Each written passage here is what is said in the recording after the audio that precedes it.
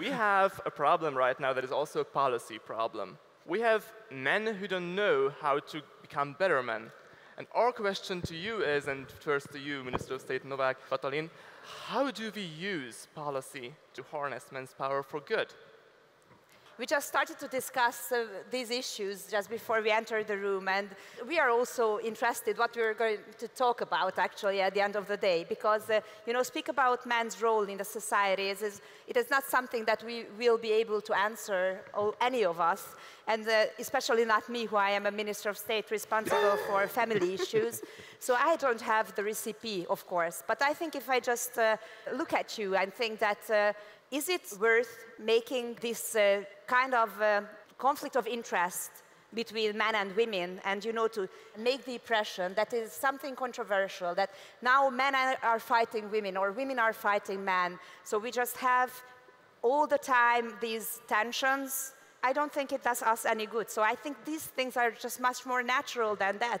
I speak as somebody responsible for family issues in the government, so I have, of course, the responsibility to have certain policies formed and so on. But I think that at the end of the day, that's not something that we have to regulate from the state side. That's something that we have to let happen.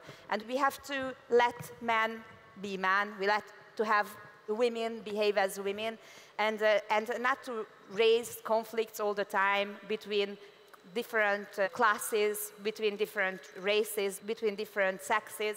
I think that it's not through the policy that we will solve this problem. It's that we have to trust the men, for example. We have to have a mutual trust for each other, us men and women. And I think that we have to know that it is always about the cooperation between men and women with which we can move forward. So I think that is what we need in the family, in our relationships, but that is also what we need in the society. So it's not by laws, it's not by regulation that we can make the most out of men. I don't think that men are like resources in that matter, and that we have to make the most out of these resources. What's your concern, Jeffrey? Okay, well, I agree with so much of what you said, that I would go even further to say that the use of government power in the management of gender relationships, in particular as it affects the workplace, is potentially catastrophic to men and women. I think we've seen this over the last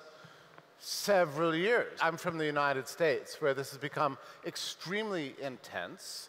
And many of the legal and cultural movements that have pit men against women in the workplace have made men worse than they otherwise would have been, and also really weaponized women in the workplace to the point that they're actually being denied opportunities because they can't get hired to the same extent in the same way as they used to, because they're considered to be toxic. This is a consequence of laws being pushed by... Why are you pointing to me? Well, no particular reason, my good friend. But there are some people who favor aggressive central management of gender relations throughout society, but in particular in the workforce. And it's devastating and actually catastrophically evil. It's gotten crazy in the United States.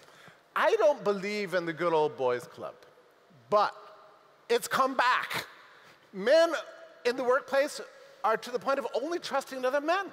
And I've never seen anything like it in my entire life, because people are afraid of each other now. This is a very bad situation. So you get gangs of guys together now, and they start talking, right? And they say things you don't want to hear. And this is a consequence of these warriors who have pit gender against each other. If you want to understand the relationship between men and women and how it can work well in a free society, I can recommend no better book than John Stuart's Mills. Was it 1840? On the end of the subjection of women. It is a great treatise consistent with the liberal tradition. It fits entirely with my own understanding that men and women need each other in a cooperative relationship, owe each other opportunities for the realization of a fully dignified life with human rights and freedoms that are universal. This, I think, is the best point of view going forward. I would like to recapture that kind of feminism and that kind of liberalism, and I think it's going to be our only solution. Let me start by making a point about feminism here, and that if we go back to the beginning of feminism with Mary Wollstonecraft in the late 18th century as part of the Enlightenment movement, the kind of equality that she was seeking with regard to women and men was actually pretty much on men's terms, right? That women can do exactly what men can do, right? They can have the vote, they can represent themselves and all that kind of stuff. And in fact, that kind of notion of feminism was very strong even moving into the 20th century, in the early 20th century, whereas some of you may know, there was a lot of movement with regard to progressive political movements which had support of both men and women about having artificial wombs, for example. So the biological difference between men and women is removed, right? And so that then you could actually have some biological equality in some sense, okay? Now, this raises a very interesting issue with regard to the discussion we have today, because insofar as we're moving into a world where it becomes possible, in a sense, to sort of, outsource or offload childbearing and capacities to some maybe artificial device, okay, whether it makes a difference whether men and women are different, okay? And I do think that there's some interesting kind of historical cultural differences between them, and that those sorts of things may be worthy of retaining and promoting, but the question is, under what circumstances are they retained and promoted? I don't want to abolish the distinction between masculine and feminine, but the question is, how is the distinction being maintained, okay? And here I would issue a cautionary note. We've got this Sophia the robot. The first thing to say is, very sophisticated, all the rest of it, right? That's fine, and it's politically correct to have made it a woman. But the fact that this being, this android, feminized android, is in fact a citizen of Saudi Arabia, whose record on women is less than ideal, speaks a lot to the problems that still remain politically on this matter. Right? Because if we are going to project these gender distinctions onto androids, then one should be very worried if certain countries, if they are going to give citizenship to very advanced forms of these androids, end up, privileging the feminine ones because they're the most docile ones, right? They're the ones that aren't going to contribute any trouble because the women, the human women in their society do not. Okay?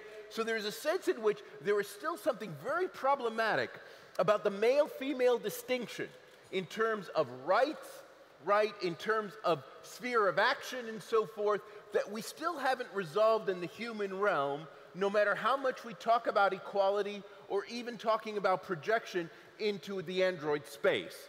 And so I do think there's still a significant issue here, where women are still at a disadvantage. I think it's a very interesting issue what you brought up. I think if you asked, and I'm speaking as a woman because I just very often experience that men are talking about the problems and feelings of women, and I'm just not mentioning you, but in general, and about our feelings and thoughts. And I think that if you ask women that intentionally, do they want to give up having a child just to have more rights, or to be more equal to men, let's say, or be able to play the same roles as men play in the society. Not by any studies proved that women would give this up intentionally. So that's not by their will, it is just happening. That is something that we could maybe outsource, yes, okay? I can understand that approach as well. But if we have the choice, if we know what it is about, if we know that so that we can fulfill the same roles as men in the society, for that we have to give up having a child, giving birth to a child, and I'm speaking as a mother of 3 children. I think that is the biggest setup which is happening right now with the young women nowadays, that nobody tells them that this is, at the end of the day, this is going to mean that you won't be able to become a mother. Because if you want not only be as successful as men, not only to have the same salaries as men, not only to be able to fulfill the same jobs as men, but to do it exactly at the same moment than men do, then it would actually push them to set aside this childbearing, becoming a mother, and then outsourcing this problem or this duty. And so that's, I think it's very interesting to talk about. So thank you for bringing up this issue. What do you make of the Android issue? Because I think for a lot of people in this audience who are very robotically oriented, people are very futuristic and so forth, that we've got this Android Sophia, okay, who's got citizenship in Saudi Arabia. And I'm just wondering, what's your reflection on this? You know, sometimes being a mother, I just feel like it would be so nice to have a robot which is fulfilling my duties as a mother. It would be, I mean, yes, it would be so... But with the social space in which this particular, you see what I'm saying? But in Saudi Arabia, right? It's not happening in Sweden, right? It's happening in Saudi Arabia. Of course, I'm in favor of this progress happening in the science, in every field. It's also concerning, for example, solving the fertility problems. And I think that is the same issue what we are discussing, because that also raises, for example, the question, if we are capable of doing something from a scientific point of view, shall we do it? So I think that's why we are human beings, to be able to decide what kind of results of science are we able to adopt. And that should all the time be the decision of the society. But it doesn't mean that what we are capable of scientifically, we should actually implement. Okay. Jeffrey. The question of the genderization of robots, I have no particular view on that. Well, that's an important point, right? Yeah. Because insofar as these androids become persons, gender is going to be an issue. Look, because there's no other places in the world that are jumping on this idea of androids becoming citizens, right? But now we've got this sophisticated, feminized android that's been developed, and Saudi Arabia immediately jumps on this and makes this a feminized robot a citizen, when, as we all know, Saudi Arabia has all kinds of problems with regard to women generally from the standpoint of the world stage. And that, I think, is a serious issue. Look, probably you're right. That's enormously serious. But there are practical problems we're dealing with right now in gender relationships in the workplace that everyone in this room is going to have to deal with every day. And we have to look back at the sweep of history and say, what is it that emancipated people and granted them dignity and rights and the ability to find value in each other and get along, all right? We're striving for opportunity for everyone. This is a kind of a new world, right? And we have to figure out the way to how best to achieve it. And as far as I can tell, there are two general models. One is to let people figure it out through a competitive process of gradually evolving organic markets in which people have choice over their profession. They can leave their job, they can accept new jobs, they can ascend, they can get into the workforce and get out of the workforce. In other words, freedom. Or there's another model out there that I think is extremely dangerous, which is that we think we know how sex relations in the workplace should work, what salary ranges should be, how many women there should be in this profession, what percentage of men in this profession, and the intellectuals, you know, have a plan. So you're against Saudi Arabia? No, seriously. I am. No, so we're on this. We need freedom. It's about freedom versus planning. I think planning is very dangerous. It's actually going to unleash toxic masculinity. That's what central planning in the workplace is going to achieve. And it's also going to disempower women, which I think is catastrophic. That's the choice we face. It's a matter of imposition versus emancipation, as far as I'm concerned. Those are two different models. And I see we're going to be talking about policy if we have time here a little bit. I think the right policy for dealing with gender relationships in the workplace is laissez-faire. It's the old French term that says, leave it alone, we'll figure it out. We will leave it alone at this point as well and discuss policy with someone new joining our panel. We have someone, a very special someone, chosen out of all of you who's going to be joining our panel. Let's watch that video. Hello, Brain Pair. I'm Marina Miklos, CEO of We Are Open. This is a diversity and inclusion-focused initiative. We are a community of more than 1,000 companies and organizations in Hungary that would like to promote openness, including gender equality. I believe that we are going towards a more gender-equal world. The only questions are when we get there and what happens to us as a society during the journey. Hence, we ask the Hungarian people, both women and men, how they feel about the changes. Just to give you an example, near 2/3 of both men and women believe that men and women have to work together in order to ensure that women get equal opportunities at the workplace.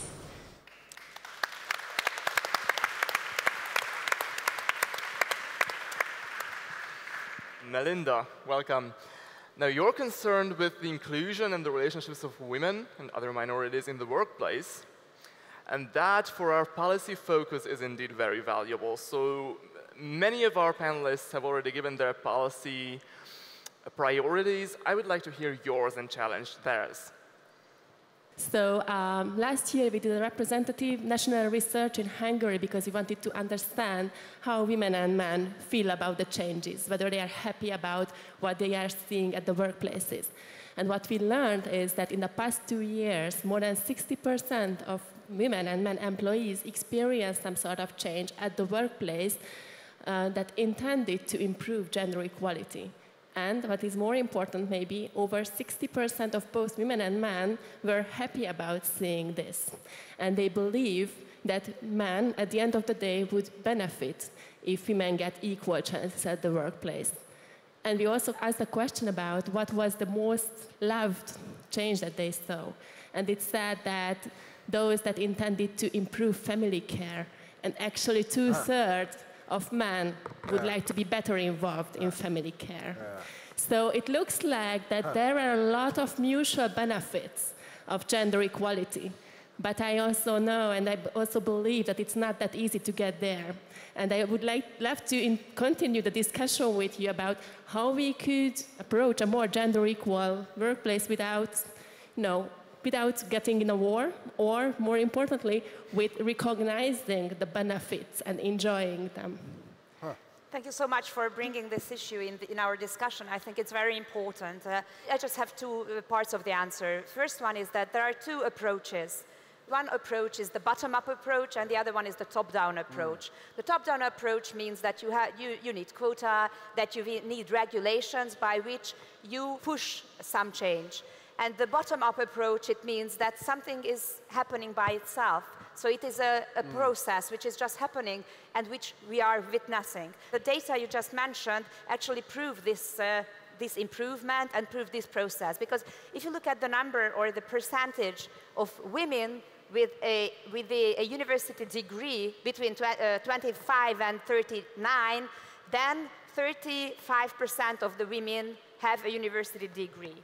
And only 25% of men have a university degree in this age. So when women are much more and much better educated than before, and this is what is right now happening, I think, and it is very good, but women become more and more educated, they know more and more about their rights and possibilities and so on, so they will, for themselves, also fight for these possibilities. So I think that is something that we just have to let happen. It's not something that we have to force, not something that we have to push, it's something that we have to let happen, and I think it is happening right now in Hungary.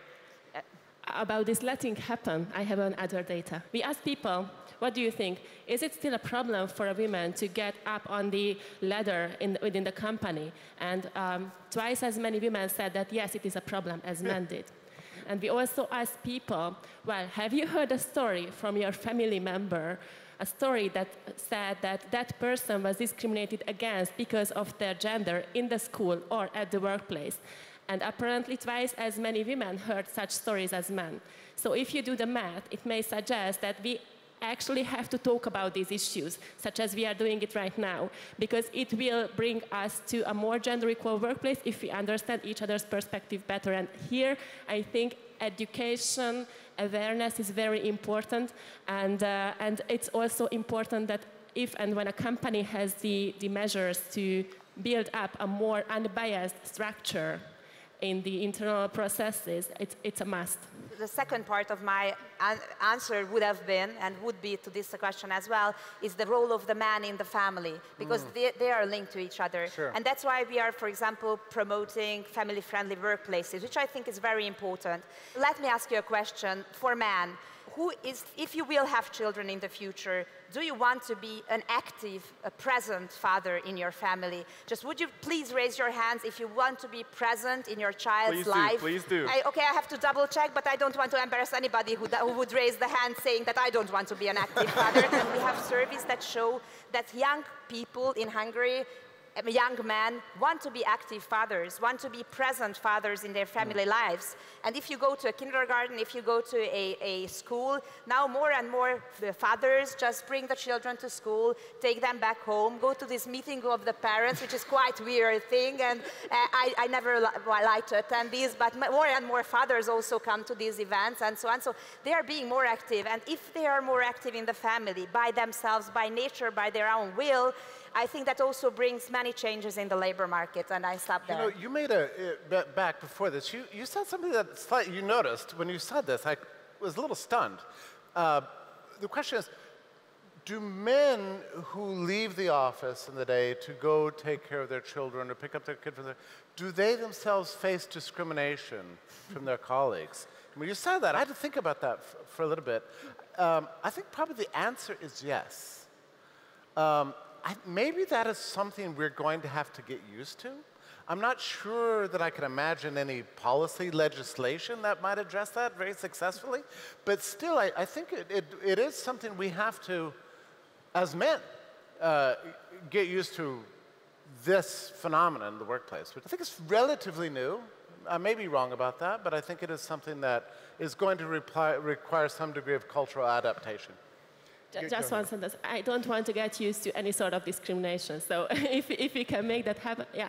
If nowadays, and it's kind of, yeah, we are on that way that since men are getting more involved in family care, we hear a lot of men saying that, yes, they get weird comments on this. Like, don't you have a wife that you have to go to the kindergarten, right? And it's bad for everyone. It's bad for the women and bad for the men as well. So let's talk about these issues, because we really can go towards a more gender equal only like that. Sorry. Steve, please. No, I know this might not be very popular in Hungary. But I actually do think that the family in this traditional male-female role is actually going out. And that there is a sense in which we actually need to have a less proprietary notion toward children and so forth. And so who exactly is involved in the raising of the child, my guess is going to be in the future. The robots. No, well, the robots. Well, it's an open question, right? I mean, especially if you imagine a dynamic capitalist economy that goes very much against the idea of gender segregation or any kind of fixated notion on specific social arrangements, including the family, okay? And so if you're going to be capitalist, you've got to be open-minded about what the future of the family is, and whatever you want to say about gender roles, they shouldn't be tied to that. That's a wrap. Thank you very much, Steve. Well, wow, I love our panelists. Please show them some love. Thank you very much to Katalin, to Jeffrey, to Steve, and to Melinda. Thank you very much.